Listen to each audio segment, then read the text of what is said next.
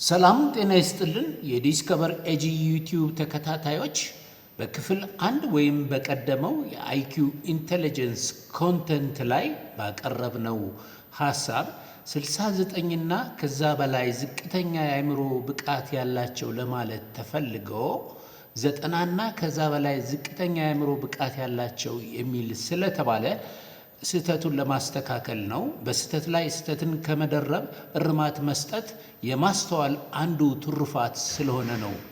የዛሬውን ፕሮግራም አሁን በዚህ መልኩ እንቀጥላለን። የአይኪው ደረጃቸው ከ70 በታች የሆኑት ደግሞ በአራት ደረጃዎች ይከፈላሉ።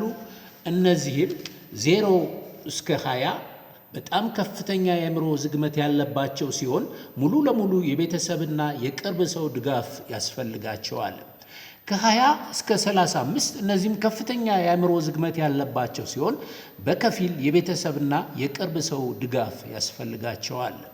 ከ35 እስከ 50 እነዚህ መካከለኛ የአእምሮ ዝግመት ያለባቸው ሲሆን ክትትልና ስልጠና ከተሰጣቸው ያለ ተጨማሪ ድጋፍ ራሳቸውን ሊጠብቁ ይችላሉ። ከ50 እስከ 70 እነዚህ መለስተኛ የአእምሮ ዝግመት ያለባቸው ሲሆን እስከ 6ኛ ክፍል ድረስ መማር ይችላሉ። አስፈላጊ ክትትል ከተደረገላቸው ራሳቸውን በራሳቸው ሊያግዙ ይችላሉ። ከፍተኛ አይኪው ካላቸው ውስጥ 85% በትምህርታቸው በስራቸውና በእውቀታቸው ስኬታማ የመሆን ዕድል አላቸው። ከፍተኛ አይኪው ካላቸው ውስጥ 15% በትምህርታቸው በስራቸውና በእውቀታቸው ስኬታማ ላይሆኑ ይችላሉ። አይኪው የአእምሮ ምጥቀት መለኪያ እንጂ የትምህርት ደረጃ ወይም የዲግሪ ብዛት መስፈሪያ አይደለም። የዛሬውን ፕሮግራም ከማጠናቀቃችን በፊት አይኪውን ያለምንም ክፍያ የሚያሳድጉ ፍሪ ኦፍ ፔይመንት የተፈጥሮ ስጦታዎችን እንግለጽልዎት። አንዱ ኦክሲጅን ነው። ሁለተኛው ውሃ፣ ሶስተኛው የጠዋት ፀሐይ፣ አራተኛው የትኩረት ልምምድ ኮንሰንትሬሽን ኤክሰርሳይዝ ናቸው። ኦክሲጅን ጠዋት ከቁርስ በኋላ ለ5 ደቂቃ፣ ከምሳ በኋላም ለ5 ደቂቃ እና ምሽት ከጥናትና ንባብ በፊት አሁንም ለ5 ደቂቃ እጅግ በጣም በጥልቀትና በማስተዋል በመተንፈስ ከፍተኛ መጠን ያለው ኦክሲጅን ወደ አንጎሎ ይላኩ።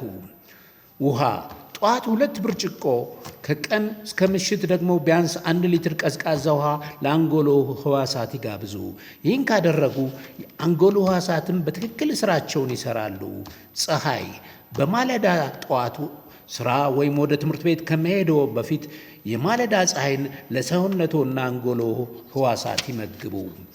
ትኩረት በቀን ቢያንስ 3 ጊዜ ለ5 ደቂቃ ያህል በተመለከተ ወይም በተመስጦ ውስጥ ሆነው በጥልቀት ያሰላስሉ።